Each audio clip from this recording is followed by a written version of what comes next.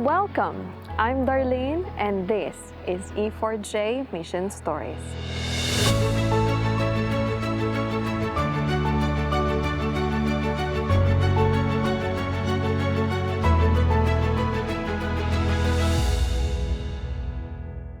It was a rainy season in the Philippines when Samuel and the rest of the Europe for Jesus team went for an evangelistic campaign. First mission trip was so good that it was clear for me that I was going to this second again, because it was a really eye-opening experience, and I felt that after the mission trip I was so close to God like I was never in my life, and I wanted to go back to this again. So this particular evening I had no job, so I was not giving any sermon or a health lecture, or I didn't do anything with the kids. I was just there for support and was just praying in the background. And we had a tent above us, and this was our church where we could give the sermons and talk to these people. And at the time it was the rain season, I think, in the Philippines, so it was necessary that we have some sort of roof like the stand. At this particular evening it started very early to rain,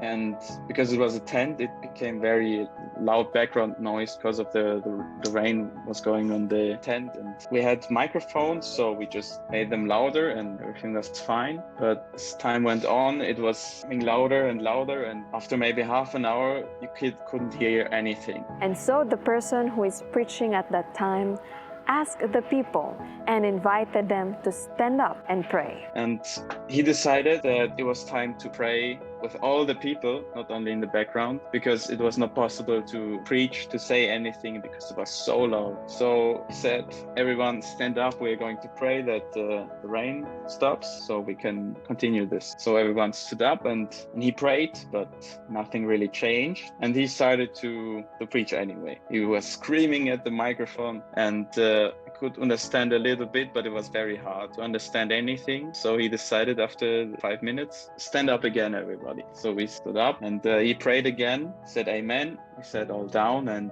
he continued again to practically scream at the microphone, and nothing changed. So after a few minutes he decided, okay, we are going to do this a third time. Was becoming embarrassingly so, because we prayed and nothing happens. I wondered, maybe the people think like, yeah, who are we praying to? He doesn't answer our prayers. So we stood up for a final third time, and I could voice. It was really important for him that this time it stops to rain or it gets better, so we can really continue this evening. This time around, it was his third attempt, and he asked the people to stand with him and pray. When he said the word amen, the exact word, take note of this, the rain stopped. And after he said amen, not 1 second passed.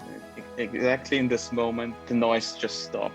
And I remember how people were looking around because they just couldn't comprehend what just happened. He said amen, and exactly this moment the rain just stopped.